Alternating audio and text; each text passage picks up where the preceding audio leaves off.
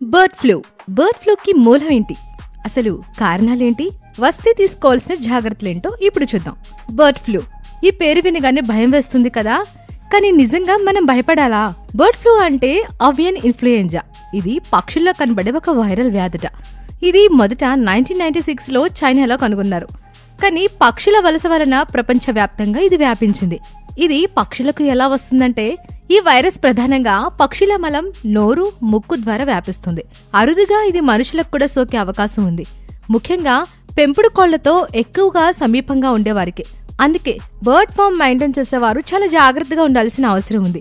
అయితే సరైన జాగ్రత్తలు గనక తీసుకుంటే మనం సురక్షితంగా ఉంటాం.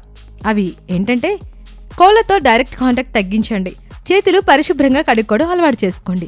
అటువంటి రోగ లక్షణాలు గనక ఉంటే వెంటనే డాక్టర్ని సంప్రదించండి, అస్సలు ఆలస్యం చేయకండి. ఇక చికెన్ తింటే ఈ వ్యాధి వస్తుందా అన్న అనుమానం ఉంటుంది కదూ, నిజమే. ఇన్ఫెక్ట్ గా ఉన్న కోడి ద్వారా చేసిన చికెన్ వల్ల బర్డ్ ఫ్లూ వచ్చే అవకాశం లేకపోలేదు.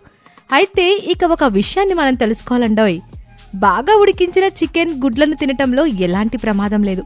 ఎందుకంటే H5N1 వైరస్ 70 డిగ్రీ సెల్సియస్ కి పైగా వేడిలో చనిపోతుంది. బర్డ్ ఫ్లూ కోసం కొన్ని వ్యాక్సిన్లున్నాయి, కానీ అవి ప్రధానంగా పక్షులకు ఉపయోగించబడతాయి.